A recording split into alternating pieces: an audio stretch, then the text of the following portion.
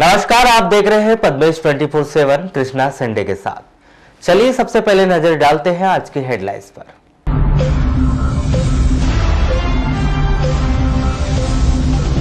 अवैध सागौन की कटाई के आरोप में वाराणसी के संदीप आरा मिल सील। बालाघाट को बीएससी नर्सिंग कॉलेज की सौगात, जीएनएम प्रशिक्षण केंद्र का होगा उन्नयन। अनुसूचित जाति जनजाति के छात्रों को किताब नहीं मिलने पर आदिवासी विकास परिषद ने जताया विरोध। मारपीट के 1 महीने बाद हुई वृद्ध की मौत, पुलिस पर कार्रवाई नहीं करने का परिजनों ने लगाया आरोप। जनवरी में बैयर में होगा बैगा ओलंपिक, तारीख हुई तय।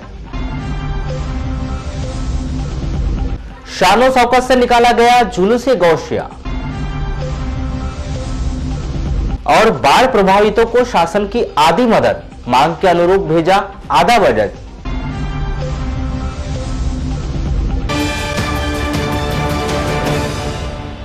अब समाचार विस्तार से। वर्तमान वर्ष में अति बारिश और बाढ़ से प्रभावित हुए 501 किसानों के लिए 71 लाख रुपए मुआवजे की मांग की गई थी, लेकिन मध्य प्रदेश शासन ने 3 महीने बीत जाने के बाद भी महज 28 लाख रुपए राशि जारी की है। बालाघाट तहसीलदार राम बापू देवांग ने जानकारी देते हुए बताया कि तहसील में लगभग 501 किसानों की फसल खराब होने का सर्वे किया गया था, जिसके लिए मांग पत्र के अनुसार 71 लाख का बजट मांगा गया था। इसके एवज में पहली किस्त के रूप में 28 लाख रुपए की राशि जारी की गई थी, जिसे जल्द ही किसानों के खाते में जमा करवा दिया जाएगा। प्रदेश शासन के जारी बजट से यही अनुमान लगाया जा रहा है कि आधी राशि के लिए किसानों को और अधिक समय का इंतजार करना पड़ सकता है। यह राशि कब तक जारी की जाएगी, इस विषय पर प्रशासन के पास भी पुख्ता जानकारी नहीं है। खेत में कीटनाशक का छिड़काव और उसके अधिक देर तक संपर्क में रहने के कारण एक युवक की इलाज के दौरान मौत हो गई। नरबद लाल बताते हैं कि उनका बेटा दीपक रविवार को खेत में लगी तुअर की फसल में कीटनाशक का छिड़काव करने गया था। इस दौरान वह घर लौटा और अचानक उसकी तबीयत खराब हो गई। इलाज के लिए उसे जिला अस्पताल में भर्ती कराया गया, जहां पर उसकी मौत हो गई।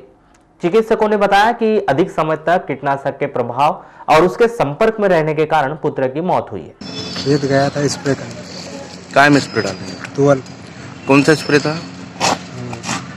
कीटाणु कीटनाशक। फिर क्या हुआ? फिर उस बीच में हम लोग घर पे नहीं थे, सेलर गए थे धान पिसाने। रात में 7 बजे तक गया, उसके बाद में खेत से आया तो मोहल्ले वाले ने लाए इसको। फिर कैसे पता कि उसकी तबीयत खराब हुई थी करके? वो खेत घर आया ना, घर में बच्ची थी, उसने बताया। फिर मोहल्ले पड़े उल्टी कर रहे थे क्या? उल्टी किए हुए। अच्छा, कब से गया था ये खेत? 1 बजे। 1 बजे से तो शाम को ही वापस आएगा?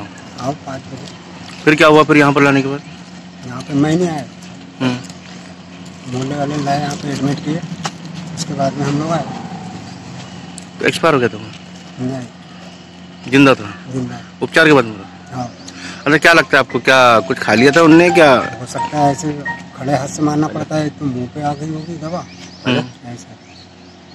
आपको बताएं कि कृषि विभाग के द्वारा लगातार यही जानकारी दी जाती है कि कीटनाशक का छिड़काव करने के दौरान किसान विभिन्न तरह की सावधानियां बरते, मुंह में मास्क या फिर कोई कपड़ा बांधे, इस दौरान अधिक देर तक गर्मी में न रहे, भूखे पेट छिड़काव ना करे और विशेष तौर पर तंबाकू या फिर अन्य वस्तु का सेवन इस दौरान ना करे। बावजूद इसके भी कि किसानों के द्वारा फसल में छिड़काव के दौरान इन सब बातों का ध्यान नहीं रखा जाता, नतीजा असमय मौत की घटना का ग्राफ लगातार बढ़ता जा रहा है। मध्य प्रदेश शासन स्वास्थ्य संचालनालय द्वारा आदेश जारी किया गया है कि बालाघाट के जेएनएम नर्सिंग कॉलेज को बीएससी नर्सिंग कॉलेज में परिवर्तित कर दिया जाएगा। इस आदेश के बाद जिले के सैकड़ों युवतियों को भविष्य में बीएससी नर्सिंग कर स्वास्थ्य विभाग में नौकरी करने के अवसर प्राप्त हो सकेंगे। निश्चित ही बीते कुछ वर्षों से बालाघाट में बीएससी नर्सिंग कॉलेज की स्थापना के लिए मांग उठ रही थी, बावजूद इसके कि मध्य प्रदेश शासन के द्वारा इस ओर ध्यान नहीं दिया जा रहा था। लेकिन अचानक दिए गए इस फैसले के बाद जिले के भीतर बेहतर शिक्षा व्यवस्था की कड़ी में एक और आयाम जुड़ जाएगा। आपको बता दें कि एएनएम नर्सिंग कॉलेज स्थापना के लिए शासन के द्वारा पूर्व में ही राशि का आवंटन कर दिया गया है। इसके लिए बूढ़ी स्थित स्वास्थ्य विभाग की खाली पड़ी 2.5 हेक्टेयर जमीन का चयन कर लिया गया है, लेकिन भवन बनने के आदेश के पूर्व ही बीएससी नर्सिंग कॉलेज खोलने के आदेश जिले वासियों के लिए दोहरी खुशी लेकर आया है। 11वीं शरीफ के मुबारक मौके पर हर साल की तरह इस साल भी मुस्लिम समाज के द्वारा नगर में शानो शौकत के साथ जुलूस ए गौशिया निकाला गया। पीराने पीर दस्तगीर हजरत अब्दुल कादिर जिलानी सरकार की शान में सोमवार को निकाले गए इस जुलूस की शुरुआत जामा मस्जिद में परचम कुसाई के साथ की गई, जहां सलातो सलाम के नजराने के साथ दुआएं खैर कर जुलूस ए गौशिया निकाला गया, जो नगर के जामा मस्जिद चौक से अंजुमन शादी हाल होता हुआ बैयर चौकी पहुंचा, जहां से देवी तालाब रोड से होता हुआ नॉवेल्टी चौक और वहां से मेन रोड होता हुआ काली पुतली चौक पहुंचा, जहां से नगर पालिका के सामने से अवंतीबाई चौक और वहां से डॉक्टर खान गली से गुजरी और बाजार होता हुआ वापस जामा मस्जिद पहुंचा, जहां सामूहिक रूप से पूरी दुनिया के लिए अमनो अमान की दुआएं कर तबरुकात के वितरण के साथ ही जुलूस का समापन किया गया। सबको हम रहने की तौफीक अता फरमा। पूरे आज में सलात पूरे हो रही है अलीमान को उन्मान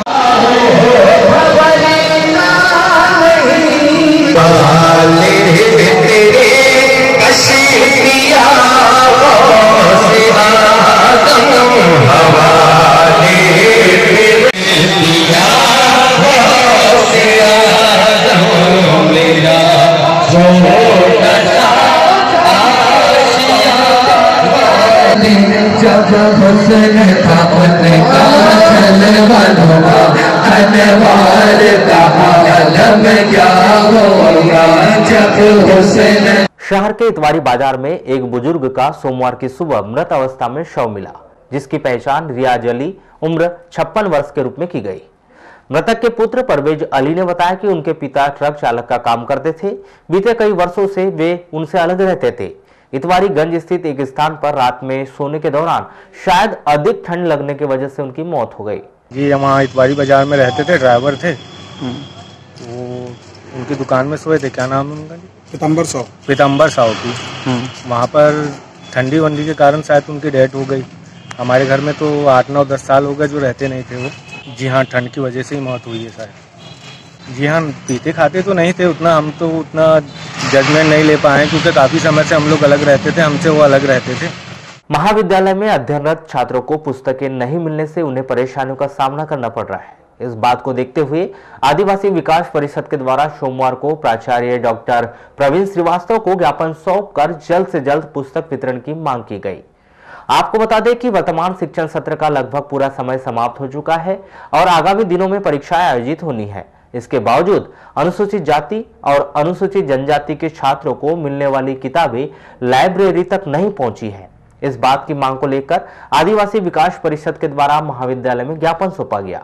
ये संबंध ये था कि जिले में जितने भी हमारे कॉलेजेस वहाँ पे ST SC के बच्चे हैं जिन्हें पढ़ने के लिए शासन पुस्तकें उपलब्ध कराती है, लेकिन कॉलेज का सत्र स्टार्ट होके इतना समय बीत चुका है कि उनकी परीक्षाएं भी नज़दीक आ चुकी हैं, लेकिन आज तक इन्हें पुस्तकें उपलब्ध नहीं कराई हैं।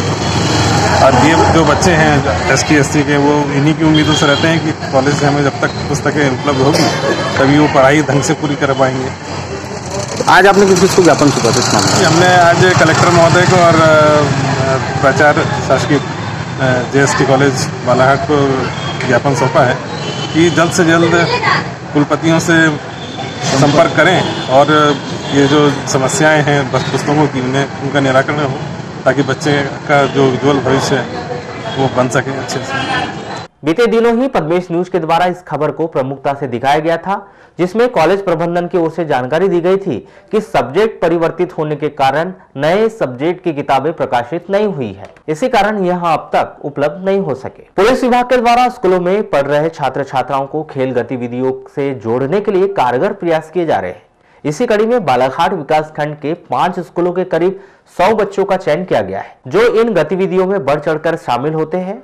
और आज नगर की बुड़ी स्थित माध्यमिक स्कूल में इन बच्चों को ट्रैक सूट व अन्य सामग्री का वितरण किया गया है। पुलिस प्रशासन के द्वारा एक नई पहल चालू की गई है, नई योजना के तहत। उसमें हमारे विकासखंड के 5 स्कूलों को चयनित किया गया है। उस हर स्कूल से 20 बच्चे जो हैं उस योजना में शामिल हैं, कक्षा 8वीं में पढ़ने वाले। उन बच्चों को प्रति शनिवार को 4 बजे से 5 बजे तक पुलिस ग्राउंड में प्रशिक्षण दिया जाता है। उसमें खेलकूद से तमाम प्रशिक्षण, साथ ही आत्मरक्षा के गुण भी उनको सिखाए जा रहे हैं पुलिस विभाग के द्वारा। और इसी तारतम्य में इन्हीं बच्चों को, जिन बच्चों को चयनित किया गया था, इन बच्चों को आज जो है जूते और एक ट्रैक सूट जो है पुलिस विभाग के द्वारा प्रदान किया गया था, तो उसको हमने बच्चों को वितरित किया है। हट्टा क्षेत्र के अंतर्गत ग्राम हरदोली के माध्यमिक शाला में पदस्थ प्रधान पाठक संतोष मेश्राम के निलंबन की कार्रवाई को लेकर शिक्षा विभाग के द्वारा प्रस्ताव जिला पंचायत को भेजा गया है और शीघ्र ही प्रधान पाठक श्री मेश्राम को निलंबित करने की कार्रवाई की जाएगी। आपको बताया कि प्रधान पाठक श्री मेश्राम अनैतिक गतिविधियों में लिप्त थे, जिसकी शिकायत मिलने के बाद यह मामला बाल कल्याण समिति के समक्ष पेश किया गया, जिस पर त्वरित कार्रवाई करते हुए प्रधान पाठक श्री मेश्राम पर एफआईआर दर्ज करने की कार्रवाई की गई और अब उनके निलंबन की कार्रवाई भी शीघ्र होना है। बारासूनी जनपद पंचायत के अंतर्गत ग्राम पंचायत दिरी निवासी महेशलाल पंचेसर का 25 अक्टूबर को विवाद हुआ था, जिसमें उसे गंभीर चोटें आई थी, जिससे उनकी मृत्यु हो गई। घटना पर पुलिस के द्वारा आवश्यक कार्रवाई कर किस प्रकार का अपराध पंजीबद्ध किया गया है यह नहीं बताया जा रहा है, जिससे श्री पंचेश्वर के परिजनों व ग्रामीणों में पुलिस के प्रति आक्रोश व्याप्त है। 29 तारीख को क्या हुआ, गाय खिलाने का दिन था, मतलब दिवाली का समय था, और उसी दिन मेरे पिताजी को गोबरी पंचेश्वर ने जैसे भैंस लेके वो गाय खिला के वापस आ रहा था रिटर्न घर, और वहाँ पर ऐसी घटना हुई कि मेरे पिताजी को गोबरी पंचेश्वर ने लाठी मारकर मतलब घायल कर दिया। गाय के ऊपर से मारा था ये जानकारी लगी नहीं मेरे को। अच्छा, फिर क्या हुआ उसके बाद? उसके बाद में मैंने जैसे मैं कई बार था बालाघाट जा चुका था, घर आया मेरे को पता लगा, फिर अपने पिताजी को देखा मैंने, उसके बहुत ब्लड बह चुके थे, उनको सीधा 108 पे फोन लगाया और एम्बुलेंस को बुलाकर मैंने सिविल हॉस्पिटल बारसूनी में। ग्रामीणों ने बताया कि गत 29 अक्टूबर को गाय खिलाने की रस्म अदा की गई, जिसके बाद दिल्ली निवासी 65 वर्षीय महेशलाल पंचेश्वर का वार्ड नंबर 11 के पंच गोबरी पंचेश्वर के साथ विवाद हो गया, जिसमें गोबरी पंचेश्वर ने महेशलाल पंचेश्वर के साथ मारपीट की, जिससे महेशलाल के सिर पर गंभीर चोटें आई थी। चूंकि मामला मेरे गांव का है और हम इस मामले में चाहते हैं कि जो पीड़ित परिवार है उसके साथ न्याय हो, पुलिस भी ऐसा व्यवहार करे कि अपराधी बचने न पाए और बेकसूर को उसमें कोई इन्वॉल्वेशन ना मिले। अगर पुलिस मामले की जानकारी से अगर वाकिफ नहीं है तो वो वहाँ की घटना का रिक्रिएट करे, सीन ऑफ क्राइम जो हुआ उसको रिक्रिएट करे, स्थिति साफ हो जाएगी, क्योंकि वहाँ पे जितने लोग थे वो सभी लोग खड़े हो जाएंगे वहाँ पर और फिर से वो सीन दोहरा दे। दोहराने के बाद पुलिस को स्पष्ट हो जाएगा कि गुनहगार कौन है। हम चाह रहे हैं कि अगर पुलिस को अगर मामला समझ में नहीं आता है तो वो ऐसी गतिविधि करें और अपनी तफ्तीश पूरी करें और पीड़ित परिवार को न्याय मिले। इस पूरे प्रकरण पर जब पद्मेश न्यूज की टीम ने रामपाली थाना प्रभारी राजकुमार खटीक से दूरभाष पर चर्चा की तो उन्होंने बताया कि उक्त मामले में पूर्व में मारपीट का मामला पंजीबद्ध किया गया था, जिस पर कार्रवाई की जा रही है और मौत का कारण पीएम रिपोर्ट आने पर ही स्पष्ट हो पाएगा। बारासूनी तहसील के अंतर्गत दक्षिण सामान्य वन विभाग ने नगर के कटंगी मार्ग पर स्थित संदीप शॉ मिल में सागौन व आंजन के लट्ठे को अवैध रूप से चीरने के आरोप में वन विभाग ने आरा मिल को सील कर दिया गया। वन विभाग से प्राप्त जानकारी के अनुसार मुखबिर ने वन विभाग के वरिष्ठ अधिकारी डीएफओ को सूचना दी कि बारासूनी कटंगी मार्ग पर स्थित आरा मिल में सागौन और आंजन की लकड़ी अवैध रूप से काटी जा रही है, जिसकी सूचना बारासूनी परिक्षेत्र अधिकारी डीसी वासनिक को वरिष्ठ अधिकारियों के द्वारा दी गई, जिस पर वन परिक्षेत्र अधिकारी डीसी वासनिक ने 8 दिसंबर को आरा मशीन में सूचना की तस्दीक दी, जिस पर उन्होंने आरा मशीन परिसर में कुछ लट्ठे और 2-3 लट्ठे आरा मशीन पर पाए गए, जिस पर तत्काल उक्त लकड़ी के संबंध में दस्तावेज मांगे गए जो नहीं होना बताया गया, जिन्हें जब्त कर वन विभाग ने अपनी अभिरक्षा में ले लिया और दूसरे दिन यानी 9 दिसंबर को वरिष्ठ अधिकारियों के निर्देश पर वनपाल परिक्षेत्र सहायक केएल बिसेन राजेश पथिक की मौजूदगी में संदीप शॉ मिल को सील करने की कार्रवाई की गई। कल 8/12/19 को श्रीमान वनमंडल अधिकारी दक्षिण सामान्य वन बालाघाट के द्वारा दूरभाष पर सूचना दी गई कि टूंडिया नाले के ऊपर में जो आरा मशीन है उसमें अवैध वनोपज सागौन आकर के रखा हुआ है, मौके पर जाकर के आवश्यक कार्रवाई करें। ये है संदीप शामिल बारासूनी।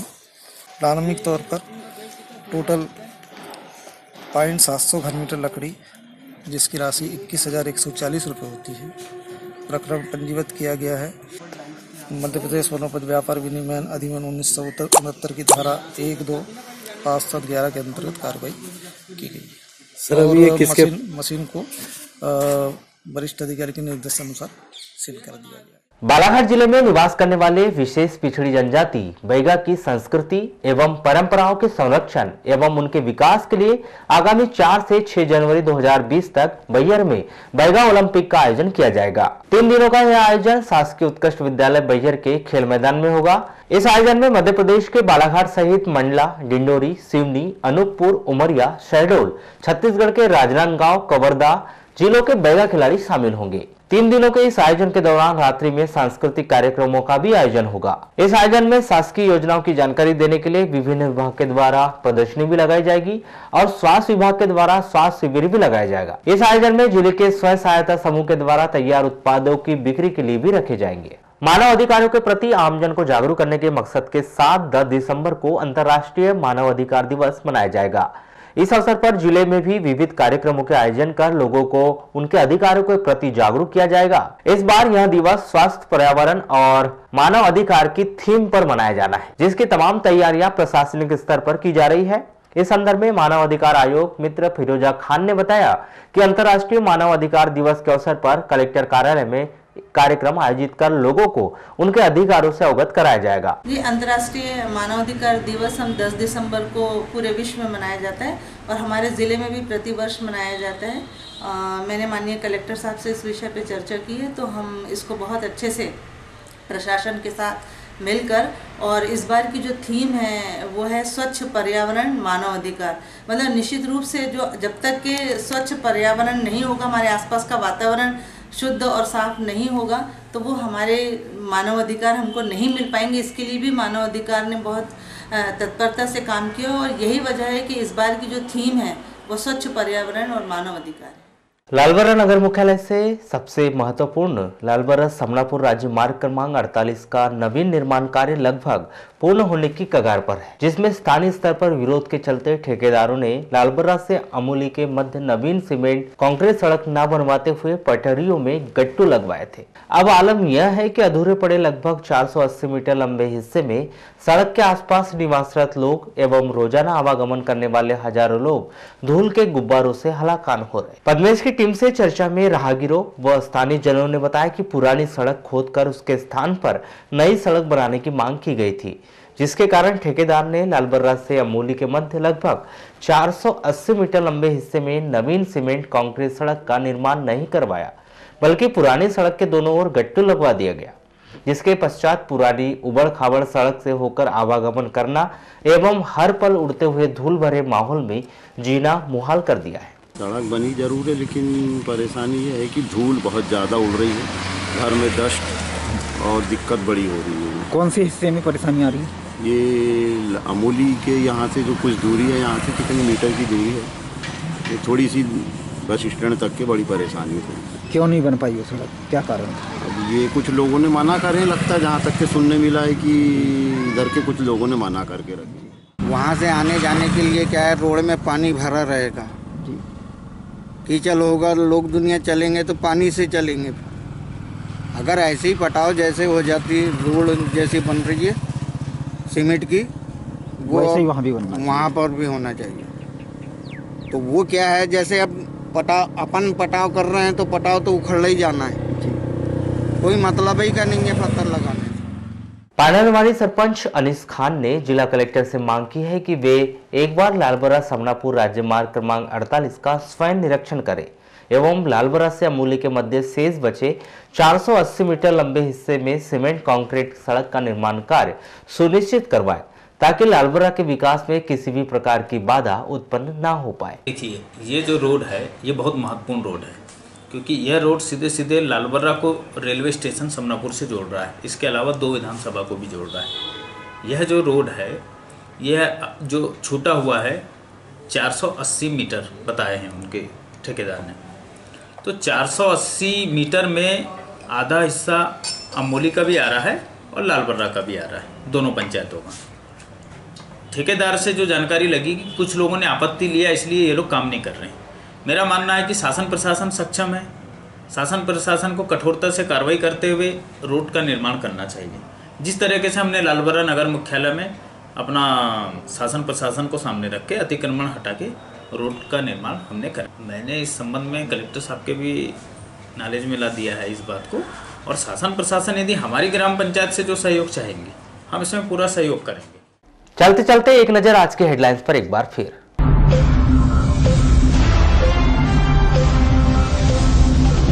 अवैध सागौन की कटाई के आरोप में वाराणसी के संदीप आरा मिल सील। बालाघाट को बीएससी नर्सिंग कॉलेज की सौगात, जीएनएम प्रशिक्षण केंद्र का होगा उन्नयन। अनुसूचित जाति जनजाति के छात्रों को किताब नहीं मिलने पर आदिवासी विकास परिषद ने जताया विरोध। मारपीट के 1 महीने बाद हुई वृद्ध की मौत, पुलिस पर कार्रवाई नहीं करने का परिजनों ने लगाया आरोप। जनवरी में बैयर में होगा बैगा ओलंपिक, तारीख हुई तय। शानो शौकत से निकाला गया जुलूस गौशिया। और बाढ़ प्रभावितों को शासन की आधी मदद, मांग के अनुरूप भेजा आधा बजट।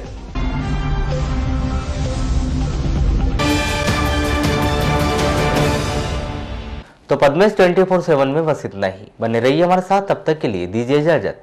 नमस्कार।